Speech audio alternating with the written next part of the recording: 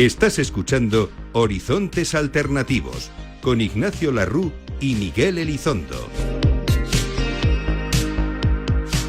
Hola Miguel, ¿qué tal? Estamos de vuelta después de la tertulia. Es una tertulia estresada. Totalmente estresada. Y hoy, por fin, lo que pasa es que, claro, lo llevo diciendo todo el programa, con lo cual ya en cada programa, pero hoy es para mí un placer, amigo y compañero de toda la vida, Manuel Soriano, responsable de W Executive en España. Gracias por venir.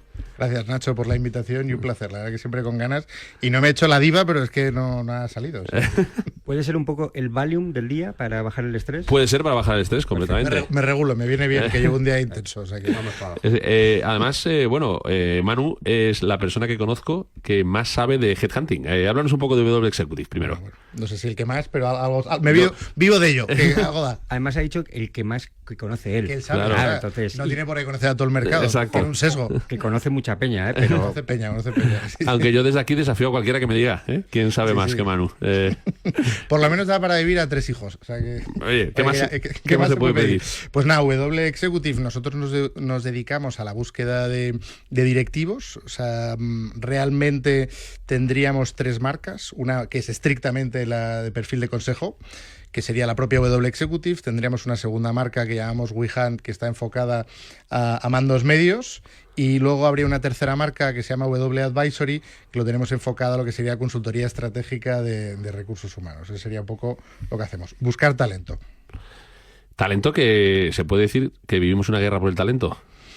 Sí, la verdad que la guerra lleva tiempo, o sea, si me pongo a otros programas que he venido, y es algo que no es una nueva pregunta, pero no ha pasado de moda, o sea, que no vas mal desencaminado. O sea, no es algo que ha pasado ayer, pero sí hace ya bastante tiempo y sigue estando hoy. No, yo recuerdo varias personas que han venido a estos micrófonos y cuando a veces les preguntamos, oye, ¿cuál crees que es uno de tus desafíos para crecer? O pensando siempre que va a ser financiación, nosotros los financieros, y cuál es nuestra sorpresa cuando mucha gente en estos micrófonos ha dicho, no crezco más porque no tengo gente o no encuentro a gente que me ayude a crecer. No, es real. O sea, ahora mismo el talento puede marcar la diferencia en algún proyecto vinculado al mundo fondo que os interesa. A mí me ha pasado, pues en esto llevo 20 años ya en la industria y siempre me he encontrado, además empecé curiosamente mi carrera como headhunter, porque ya estoy director general y es más gestor de la compañía, pero empecé desde abajo como consultor pequeñito. Haciendo la calle. Haciendo la calle. Pegando piedra. Literalmente la calle. Una calle un poco más glamurosa, o sea, porque el mundo financiero, pues yo no salía del barrio Salamanca hace ya en el 2005. Hace frío igual, ¿eh? Hace frío también, sí. La corbata en esa época que se llamaba más venía muy bien.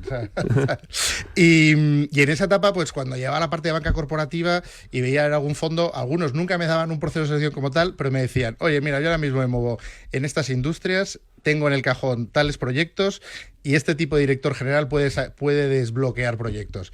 Y eso fue ya hace 20 años y ahora mismo está cada vez es más candente. O sea, es decir, al final un buen candidato puede marcarte la diferencia en un proyecto. Bueno, nosotros, Miguel y yo, en Canoar, cuántas participadas nuestras a principio de año dicen voy a contratar a 50 y al final de año voy a contratar a 19. Ya. ¿No? Pero no porque no quiera, sino porque no hay mano de obra suficiente o la que hay no cumple con las expectativas.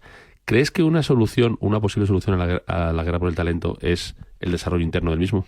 Sí que creo que es una solución. Yo te diría que es una solución combinada. Es decir, yo creo que sigue siendo interesante tener un buen brand awareness, es decir, muy enfocada más a la cultura, que luego si quieres hablamos de esto, pero marca mucho la diferencia a la hora de traer talento, o sea, eso por un lado, y a su vez, bueno, también hace coherente a los que ya están dentro de la propia compañía para tener ese engagement y poder desarrollarlo. O sea, yo creo que ese mix de desarrollar interno y fuera es fundamental. Luego, como todos, hay grandes empresas pues que viven totalmente del orgánico, y se me ocurren algunas, pues yo que sé, un Mercadona, por poner un ejemplo, o sea, y además ellos se jactan muy en positivo desde alguien que además le hacen pasar por todas las partes de la tienda. Incluyendo la tienda. No, la tienda. Es que es la tienda. Empiezas por la tienda, por todas las partes. No, que yo venía al departamento financiero. Sí, eso va a ser dentro de unos meses. Primero usted va a pasar por toda la tienda y luego van haciendo ese crecimiento orgánico y van haciendo ese mix, ¿no? Yo creo que es muy potente. Bueno, la leyenda urbana de que la hija de Amancio Ortega pasó primero por las tiendas y vio todas las partes de la compañía antes de llegar a escalados a unas partes más ejecutivas, que yo creo que está más que confirmada, ¿no? Totalmente. O sea, es una una realidad, luego funciona, lo vas en ese más medio-largo plazo y vas a fuego lento cocinando tu talento, pero bueno, pues yo creo que no les va mal, o sea, yo creo que funciona, y luego ya para posiciones muy estratégicas, pues vas fuera, o para desarrollar nuevos proyectos, ya no aquí hablo de Mercadona, por supuesto, sino de otro tipo de empresas que dices, mira, esto orgánicamente llega hasta aquí, pero para nuevos proyectos sí que tengo que traer savia nueva, o a veces cuando tienes que dar un revulsivo, también me ha pasado alguna vez en otra época, pues con empresa dominante en su industria, decir, oye, es que no tengo otro competidor y no le ha quedado más remedio a ir a mercados, digamos, complementarios, digamos, a lo que hacen ellos, para meter savia nueva que les dé otro enfoque. Y eso tiene que venir de fuera. Pero en el momento que metes a ese talento de fuera complementario, puedes hacer creer a otros que ya están y hacerlos transversales. ¿Qué otras posibles soluciones se te ocurren a la guerra por el talento? O sea, a ver, tienes evidentemente la directa es llamarnos a nosotros. Hombre, no, exacto. No, oye, esa es la mejor. Es legítima, tengo que pagar 3 colegios, o sea, es fundamental. Más allá de lo legítimo personal, evidentemente la de desarrollo interno. Y otra tangencial, sí que es interesante, si uno lo puede hacer, pero también tiene un poquito más de largo plazo y está vinculado al interno, es cómo vincular de verdad a la empresa con la universidad. Es decir, que crearte tú tus propios, y ya los hay, seguro que lo conocéis, centros de formación cualificado, y hacer tu propio, pues eso, tu propia cantera, tu propio hervidero, aceleradora de personas. En estos 20 años, porque esto que comentas es algo que escuchamos mucho también desde los fondos, ¿no? Esa unión que hay en Silicon Valley entre las universidades, las startups, los fondos. ¿Ves algo de evolución en España? ¿Seguimos tan alejados en comparación a otros mercados más dinámicos? Mi deseo o la realidad. La realidad. Aquí hemos venido a hablar de realidad. Hemos venido a jugar. No, la realidad. A ver, la realidad es que sí que están pasando cosas, pero no a la misma velocidad. Vamos en otra marcha. O sea, es así de real. De hecho, es que cosas tan obvias como, no sé, yo estaba yendo a la misma escuela de negocios a dar charlas, y los últimos 6-7 años diciendo más o menos lo mismo, y me dicen, dices lo mismo. Yo, ya, es que vosotros seguís haciendo lo mismo. O sea, desgraciadamente. Mejora, te puedes encontrar, pues mira, haciendo esa analogía pues con el entorno Mercadona, pues tienes todo el entramado que hay en la parte de Marina, sí que están haciendo cosas diferentes, y sí que ellos hablan o se jactan en positivo de que adaptan sus grados a según cómo es la demanda, al final del interproveedor, que está muy vinculado a la escuela. No solamente eso, pero ahí hay un matiz, bueno, se está haciendo. Luego tienes gente como ISDI en la parte más de digital, que sí que adaptan también pues su módulo a según qué año, eso es una realidad. Pero lo que es en lo masivo no es tan real. O sea, y luego también que también eso sí que ha mejorado.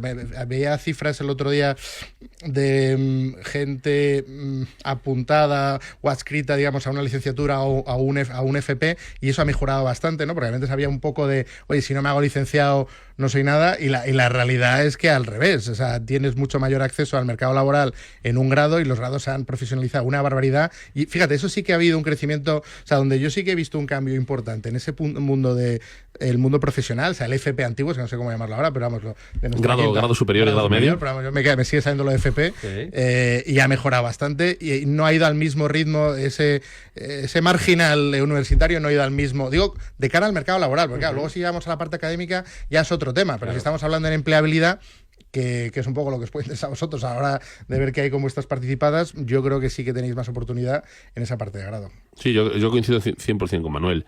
En la parte más, vamos a llamar, de oficios, ha habido un desarrollo espectacular, tanto en la construcción como en el sector servicios, como en la hostelería, o sea, en el retail, ¿no? En otros sectores, a lo mejor de otros perfiles, yo no he visto esa colaboración universidad-empresa tan marcada. A mí me gusta mucho este ejemplo porque yo, que soy de Pamplona y que tengo muy cerca el mundo San Sebastián, hemos visto un espectáculo y un fenómeno que es ver que en España acabamos teniendo algo como el Basque Culinary Center, es decir, un lugar donde se enseña la excelencia en todas las materias relacionadas con la restauración y con la hostelería. ese es el camino, ¿no? Totalmente. No, y va por ahí. O por ejemplo, o sea, hemos vivido etapas, pues, no sé, por poner un perfil más de mando medio que no de directivo, o sea, a veces puede costar más encontrar un electromecánico con una cierta habilidad que buscar un director financiero, con todos mis respetos. O sea, pero porque no, o sea, lo que se necesita para producir no lo da el mercado. O sea, está totalmente estresado y el problema es que no se está mandando el mensaje correcto al que se quiere formar. O sea, ahora que estamos en otra vez la selectividad, que no me... la baba de ahora. O sea, toda esta gente que está ahora mismo entrando ahí, no les llega esa información de una manera correcta y con la frustración que lleva.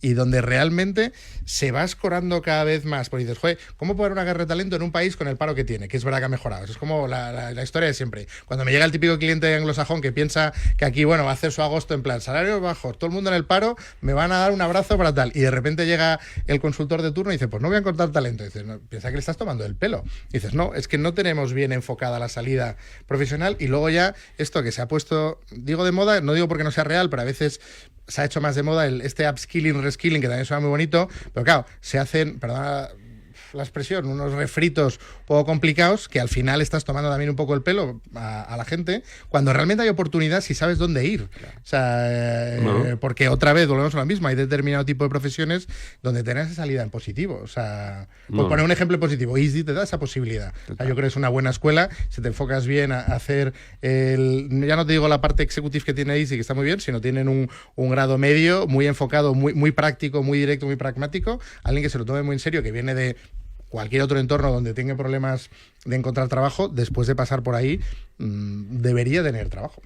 No, nosotros lo vemos cada día en las participadas, especialmente en áreas, pues eso, de análisis de datos, de ingeniería, ¿no? Un montón de falta de alineamiento entre lo que produce la fábrica, vamos a llamar, ¿no? Sí. La fábrica académica, y lo que consume la industria laboral posterior. Te hemos invitado no solo para hablar de recursos humanos y de la guerra del talento, sino también porque, bueno, W en sí mismo es una inversión de un fondo de capital riesgo, ¿no? Sí, eso es real. Y como somos Horizontes Alternativos, ¿no? Es la ventana a los activos alternativos. Pues oye, queremos aprovechar para contarnos hoy, Manu, ¿cómo es la vida de un director general de una compañía participada por un fondo? ¿Qué se siente? ¿Cómo sois? Yo tengo la ventaja, claro, a ver, también por ponerse un contexto, el grupo W. El grupo W como tal, la primera entrada del fondo, aunque esto me llega a mí desde Italia, es un fondo español, que es Proa Capital. Proa en el 2017 más o menos hace su primera entrada. Básicamente compra una empresa de trabajo temporal en Italia, estrictamente de trabajo temporal, que se llama MAV, M-A-W, Men at Work, para un poco entrar en lo que es el mercado del trabajo temporal. Y en esa primera vuelta, como os suele gustar, que vais probando y luego volvéis a entrar, pues después de darse una primera vuelta y ve que el negocio tiene sentido, además en esa época, para que pues poneros un poco en contexto, esto empieza siendo algo que no llega a unos 10 millones de EBITDA, y ahora el grupo consolidado a cierre del año pasado son 100 millones de EBITDA. Wow. El grupo. ¿Cómo ha sido estructurado? Digo, ¿por dónde me viene a mí? No tengo ese mismo push. ¿A qué me refiero? Ellos compran esta compañía, a partir de que vemos o ven que esto tiene sentido, se empieza a hacer un build-up de recursos humanos a nivel europeo. Por un lado, la estrategia es empresas de trabajo temporal, es M&A puro, entonces está comprando EBITDA por Europa, por entendernos.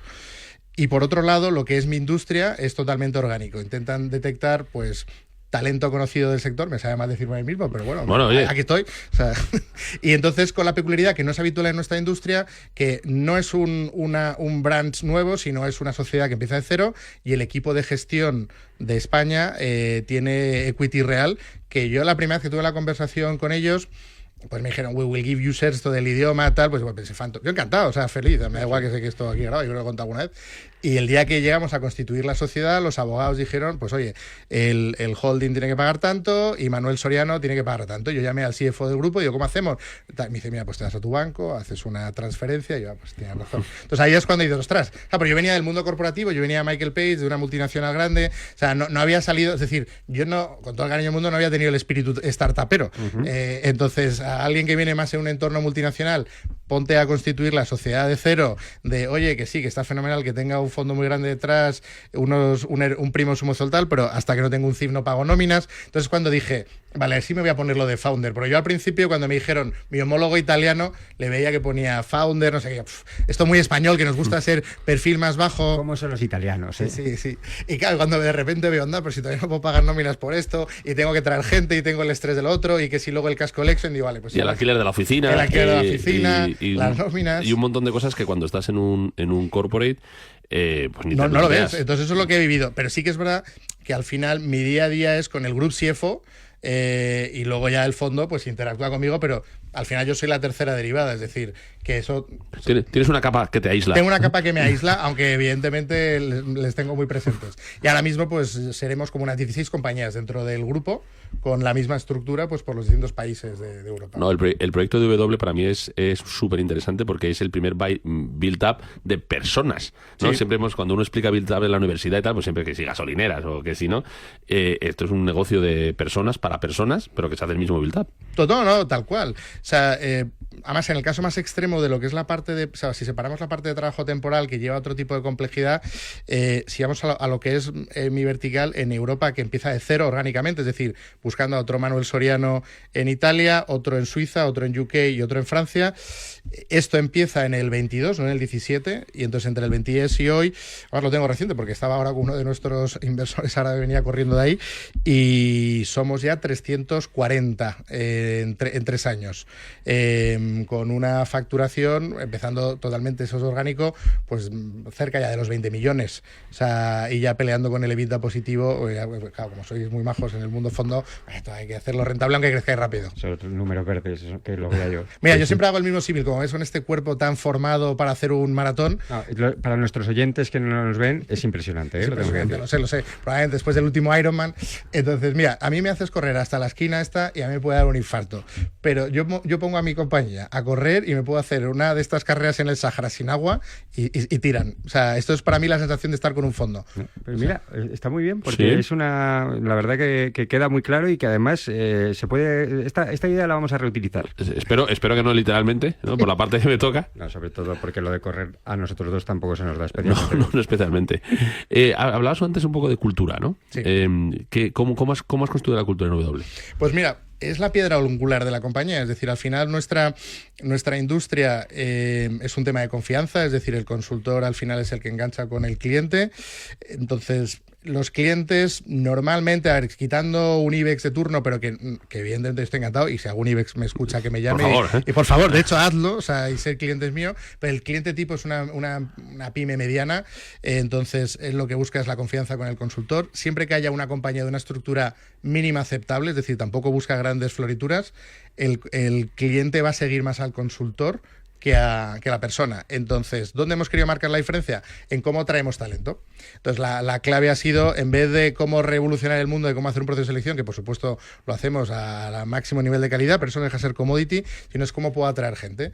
Entonces, la W per se es un proyecto de personas, es decir, generar un punto de encuentro, una familia W de consultores, y lo hemos enfocado, es decir, siempre hablamos, tenemos 3 focos. 3 P's, persona, el interno, es decir, el consultor, el candidato y por último el cliente. ¿Pero por qué? Porque el candidato es el consultor es el que te trae el cliente.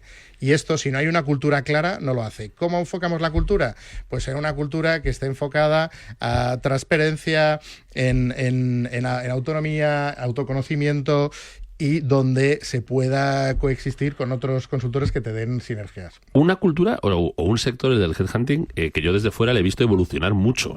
Yo solo llevo también 20 años en esto, pero en esos 20 años he visto una evolución de, a lo mejor, ABC, Always Be Closing, ¿no? O a lo mejor una cultura un poco agresiva en lo comercial, poco a poco ir virando más hacia lo que hablabas antes, ¿no? Una visión un poco más céntrica en el candidato o en el cliente. Nuestro negocio no es física cuántica, es decir, que al final lo que suele pasar en consultoras, digamos, en el modo old school, es decir, cuantos más candidatos entrevistes, más clientes visites, estadísticamente más tierras, no tiene más misterio que eso, así de duro, así de crudo.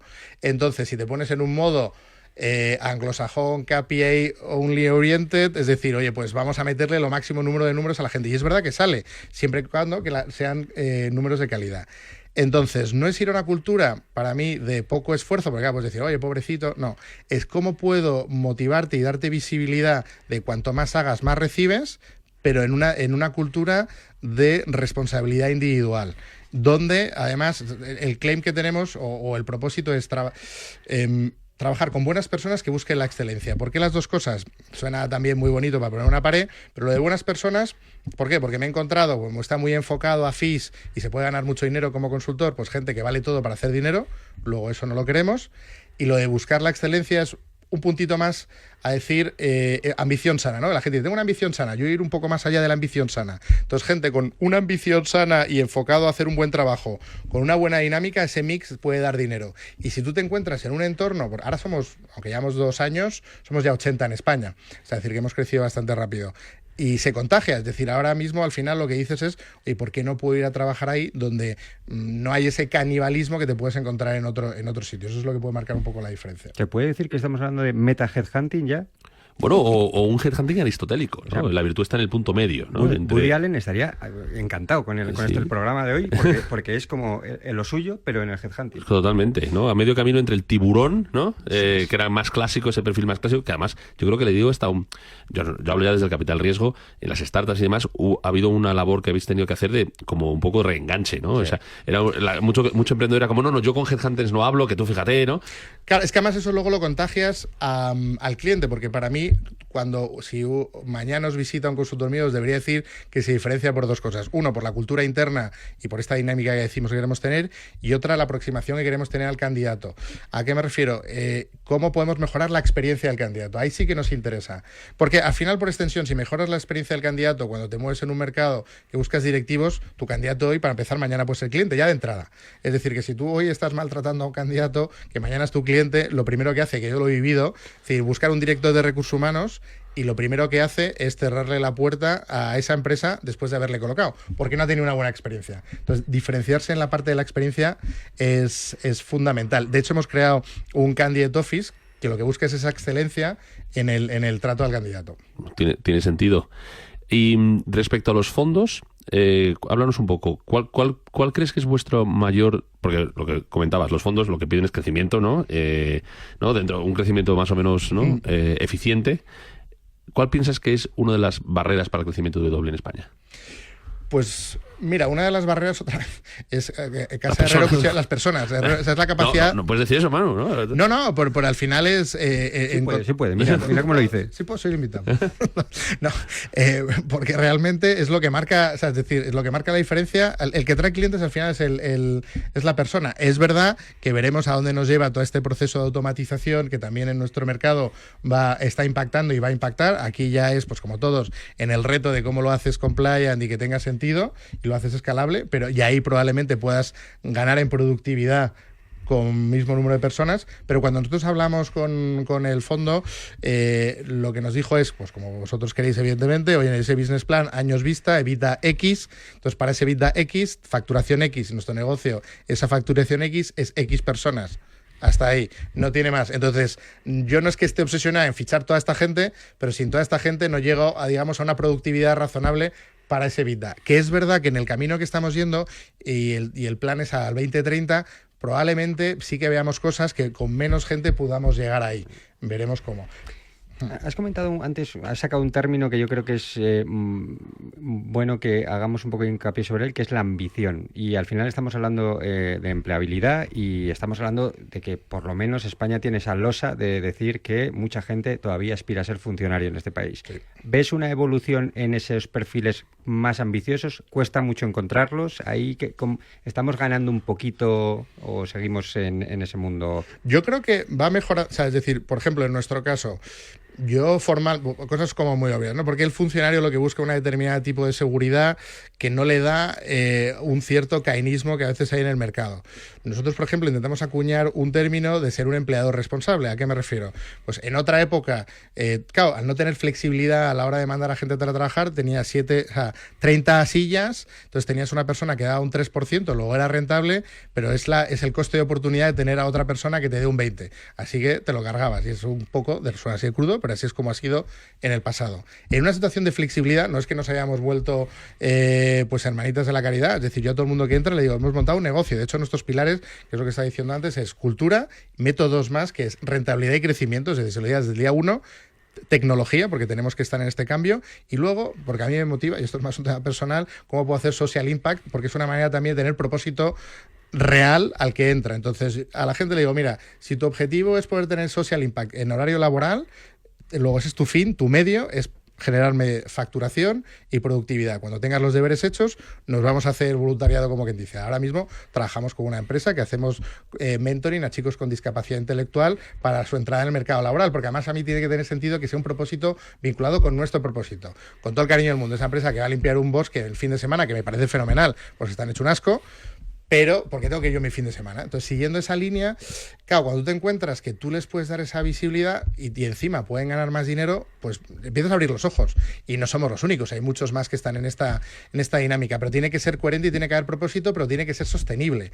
De hecho, nos hemos metido también ya en el jardín, aunque llevamos 2 años solo, de intentar sacarnos el sello FQM, porque al final FQM, pues de los 1000 puntos, 400 están enfocados a resultados. Es decir, que es recordar esa parte a la gente, que incluso en una empresa de servicios esa parte de productividad tiene todo el sentido.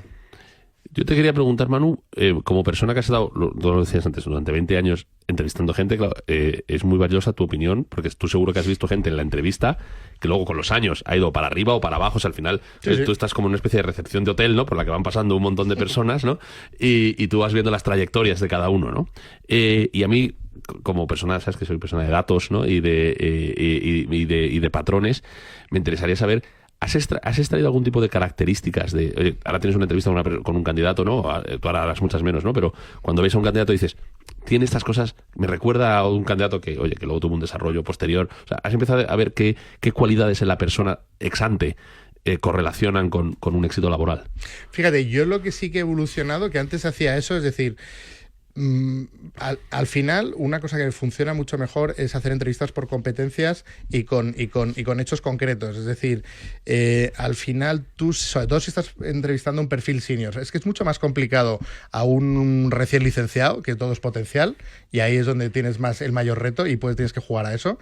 Pero a un perfil directivo, que es donde nos movemos, yo te puedo decir, no, es que soy la persona más creativa. Vale, fenomenal. ¿Cuál fue el último proyecto creativo? Vale. Y después, y tú puedes ir desgranando y asociando y vas correlacionando. Y si hay consistencia, que es lo que tienes que buscar, al final, si quieres porque me moje, para mí lo que sí que marca la diferencia es gente que tiene perfiles consistentes, y consistente no implica estar siempre en la misma compañía. Es decir, que tú has podido tener 3, 4, 5 cambios en tu carrera, pero son consistentes en aquí aprendí esto, me aceleré con esto, fui a llegar a esto porque tenía este objetivo. Y esos perfiles que para mí son diferenciales son los que realmente encuentran antes... Yo no digo el propósito como tal solo, por lo menos un norte a donde dirigirse. ¿Por qué? Porque están construyendo en orden. Si tú fichas a una persona que tú tienes esa ficha, que para ellos marca la diferencia, es fundamental. Porque ahora mismo el talento te va a rotar seguro. O sea, es decir, nosotros, de hecho, no nos gusta hablar de retener talento, hablamos de atraer talento. Entonces, hay que asumir, de hecho, yo en los onboarding digo lo mismo, aquí no os vais a jubilar ninguno, o sea, que es una obviedad. Lo segundo, tenéis que pensar primero en vosotros, que mira, pues ya lo hacemos, perfecto, vale. Como hemos intentado ficharos alineados, vamos a intentar que durante estos 3 años yo saco lo máximo de ti, porque yo he montado un negocio, tú sacas lo máximo de mí. Y entonces ahí, si tú has fichado con gente consistente, es donde tienes que quedarte tranquilo y decir, es que aunque yo le caiga mal, espero que no, él me necesita, vuelvo a ser un medio para un fin y yo le estoy acelerando como profesional. Y cada vez más las empresas tienen que entender que somos una parte de la aceleración del talento, y que es totalmente libre e independiente de nosotros. Un capítulo en la vida de los empleados. Capítulo. Pero tal cual. Un acto. No, lo que tienes que es motivarla y quiera escribir el segundo, porque de hecho, a nosotros como fíjate, somos la única de la industria que no tenemos una cláusula de competencia.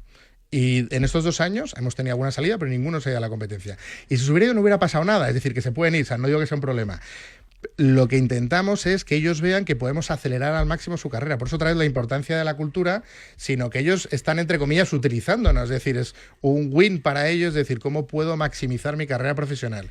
Y cuando han llegado a un proyecto X, puede llegar al siguiente. Hay un profesor del IES que habla de la teoría de los 1000 días, no sé si esto lo habéis escuchado, pues yo esto lo aplico muy al día a día. No está más enfocado al directivo, pero también te vale para cualquiera. Yo le enfoco a proyectos. Entonces, cuando estás en la entrevista, es decirle, vale, ¿qué proyecto a 3 años puedes tener con nosotros? Si no me lo puedes explicar bien, para mí eso es la consistencia, no te ficho. Por muy espectacular que seas. ¿Por qué? Porque el día de mañana te vas a ir. Cuando decías lo de la cocina, me ha venido, además me derivo por otro lado, pero cuando yo estuve en Turquía, en Page estuve en el comité de dirección de Turquía, había una persona en el equipo que me decía, oye, tenemos que fichar un becario que teníamos ahí, hacerle ya el contrato fijo. Yo decía que no, al manager y después de insistir, a los 6 meses lo contratamos. Y en el momento que lo contratamos, a los 2 meses, me llegan con la cabeza baja el manager y otro responsable suyo, se ha ido. Y yo, ¿pero qué ha pasado? No era tan maravilloso. Entonces, de repente se giran, se envalentonan y dicen, hombre, es que le han llamado del Cordon Bleu. Y entonces, claro, es una oportunidad que no puedo rechazar yo, ¿no? Por supuesto. Pero ¿en qué momento hemos fichado cocinero? Y mira que me encanta cocinar, no tengo ningún problema con un cocinero, pero si tú fichas un cocinero y le llaman el Cordon Bleu, nosotros somos totalmente los perdedores. O sea, el problema no es fichar al cocinero, es saber qué quiere el cocinero. Entonces, nosotros no éramos parte de ese proyecto a 3 años. No hay partido, no hay ni siquiera nada partido. o sea, No, tiene sentido y me trae muchas historias parecidas a la cabeza. Manu, cuéntanos un poco, ¿en qué inviertes? ¿En qué invierto? Soy un tío conservador. O sea, yo ahora estoy en un fondo... Bueno, conservador porque ya bastante tienes, ¿no? Bueno, ya de entrada he invertido en W. O sea, es decir, mi producto más alternativo es haber metido mi dinero en W. Y en 3 criaturas. Exacto. Sí, eso es a fondo perdido. Eso es muy alternativo el tiempo que corre. Cuidado. Que puede retorno. Hay esperanza. Sí, a ver si hay un futuro Ronaldo por ahí. Sí, nunca se sabe. No, pues la inversión más alternativa claramente es mi compañía, porque evidentemente nunca había tenido equity propio en una compañía.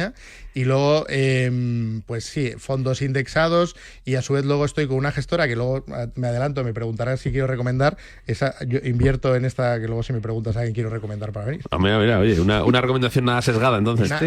Esto es que ha escuchado el programa. Correcto. Sí. Pues escuchar el programa. Se ha traído las respuestas, ¿no? No, pero además a ellos les conozco porque invierten en renta variable, y cuando montaron el fondo allá por el 15-16 estaban viendo empresas de nuestro sector. Entonces, como stakeholder del sector, me llamó. Entonces yo le pregunté, oye, ¿cuál consultor que soy sacando información? ¿Pero tú para qué quieres esto? No, que estoy montando un fondo de no sé qué tal. Me generó confianza y ya desde el 15 y 16 metí dinero con ellos. O sea que estoy contento. No, me alegro mucho. Mirándole ahí al interés compuesto a los ojos, ¿no? Correcto, totalmente. como debe ser. ¿En qué te hubiera gustado invertir y no has podido invertir? Hombre, pues hay tantas cosas. Pues mira, me hubiera encantado. O sea, yo estudié CUNEF en la época en la que Terra despegó. Es verdad que hubo gente que entró en 120 y ya sabemos todos lo que pasó. Esa es la magia. Pero hubo otros en esa misma sala, porque además éramos los listos. Decíamos, bueno, estamos en CUNEF, pues tenemos que invertir aquí. Estamos ahí haciendo trading de manera... Trading. Bueno, no se ven las comillas por la radio. O sea, sarcasmo. Pero me hubiera encantado otros que sí que entraron a otros niveles y salieron bastante interesantes. No, eso, todos tenemos, ¿no? Todos tenemos. Haberte hecho más caso cuando me hablaste de Bitcoin hace tiempo. Mira, o sea, porque aquí el señor Larru, en los inicios, cuando, si había algún invitado haciendo cosas con la minería, aquí estaba el señor Larru. Correcto. Esa parte no salió en la entrevista. Bueno. Parte de la minería inicial. Antiportfolio vintage, oye. Exacto. Un retro. Recomiéndanos un libro, Manu. Pues mira... Aquí te damos 2 opciones. Pueden ser las 2. Un libro personal y uno profesional. Estoy muy focus en libros profesionales. Por un lado, a todo el mundo en el equipo, de hecho además tengo una newsletter y lo recomiendo, es el primero que hago, es El arte de la prudencia de Baltasar Gracián. O sea, al final, donde tienes que estar lidiando todos los días con gente y que no te nuble sensaciones, pues la prudencia es básico, sobre todo además que vivimos mucho de las ventas. Y por otro lado, de Gary Vee, que este es un autor americano muy enfocado a medios, que se llama 12 and a Half, que está muy enfocado a esta parte de que se puede liderar desde el espíritu de las buenas personas, sin tener que fustigar, por así decirlo. Y los 12 and a Half pues son las distintas competencias que invito a los oyentes a ver, que, oye, pues a este señor tiene un negocio de 1 billón y se puede hacer cuidando a la gente. 2 recomendaciones espectaculares. Manu, para acabar, ¿a quién invitamos? Jesús Domínguez, Chus Domínguez. Chus de... Chus ¿no? de Valentum. Exacto, bueno, pues nada, Chus, calienta que sales. Sí, pero además, Chus gestiona su fondo desde el value proposition, pero además analizando lo que es el espíritu de las personas que están detrás. Ojo. Bueno, nada, Chus, y ahí lo dejo. a por él. Manu. Si se despista, me pongo yo en value. Muchísimas gracias, Manu. Nada, vosotros, Un placer. vosotros. Gracias. Gracias.